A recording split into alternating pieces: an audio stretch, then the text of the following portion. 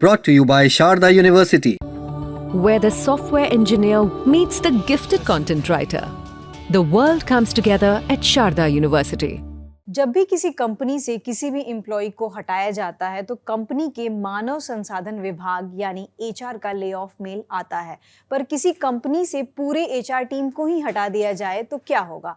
ऐसा हुआ है US based fintech company bolt में, जहां अप्रैल 2026 के न्यू स्ट्रक्चरिंग पॉलिसी के तहत पूरे एचआर टीम को ही हटा दिया गया है। मतलब बोल्ट में अब कोई भी एचआर टीम नहीं है। ये स्टेप कंपनी के 30% एम्प्लॉइज के छटनी के दौरान उठाया गया है। ऐसा करने के पीछे कंपनी के सीईओ और को फाउंडर रियान बेर्सलो ने कारण बताया है। हमारे पास एक एचआर टीम थी और वो एचआर टीम वैसे प्रॉब्लम्स को क्रिएट कर रही थी जो एग्जिस्ट नहीं कर रहे थे, और वो प्रॉब्लम्स गायब हो गए जब मैंने उन्हें जाने दिया।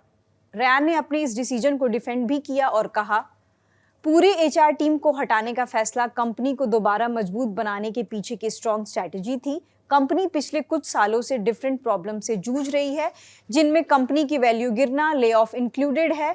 एचआर को हटाना इसलिए ज़रूरी था ताकि कंपनी ज़्यादा तेज़ी से काम कर सके और उन कामों पर फोकस कर सके जो सबसे ज़्यादा ज़रूरी हों। आगे रियान ने कल्चर ऑफ इंटाइटलमेंट का जिक्र किया।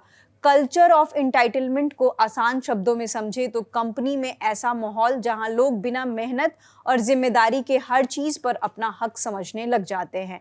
इसको लेकर वो कहते हैं, कंपनी में ऐसी सोच बन गई थी कि बिना ज़्यादा मेहनत किए सब कुछ मिलना चाहिए। कई एम्प्लॉयज़ मेहनत नहीं कर रहे थे। हमने उनको 60 दिन दिया कि वो नए स्टार्टअप कल्चर के हिसाब से खुद को बदले, लेकिन मैक्सिमम लोग ऐसा नहीं कर पाए। इसलिए लगभग हमें पूरी लीडरशिप टीम बदलनी पड़ी। अब सवाल ये आता है कि बिना एचआर टीम के कंपनी चल कैसे रही है, जिस पर रियान कहते हैं कि ट्रेडिशनल एचआर टीम की जगह अब छोटी पीपल ऑपरेशंस टीम रखी है जो एम्प्लॉयज़ को हेल्प और रिक्वायर्ड ट्रेनिंग देती है। इससे डिसीजन जल्दी लिए जा सकते हैं और बेवजह के ऑफिस वाली लेंदी प्रोसेस कम होते हैं। इन सब का एक फ़ायदा ये भी है कि एम्प्लॉयज़ रिजल्ट एंड एग्जीक्यूशन पर ध्यान दें, ना कि कंपनी के इंटरनल प्रोसेस में उलझे रहें। आपको पता ही होगा कि साल 2014 में रियान ने बोल्ट की शुरुआत की थी। ये एक फिनटेक कंपनी है, मतलब वो कंपनी जो टेक्नोलॉजी की मदद से बैंकिंग, पेमेंट, लोन जैसी सर्विसेज देती है। पर रियान ने साल 2022 में कंपनी के सीईओ का पोस्ट छोड़ दिया था। तब से कंपनी की वैल्यू डिक्लाइन कर गई थी। फिर साल 2025 में उन्होंने रीजॉइन किया। उनके रीजॉइन के बाद से कंपनी का रीस्ट्रक्चरिंग चालू हुआ और उसी के तहत ऐसे फैसले लिए जा रहे हैं। आप इस खबर पर क्या सोचते हैं? आप अपनी राय हमें कमेंट सेक्शन पर बता सकते हैं। शुक्रिया।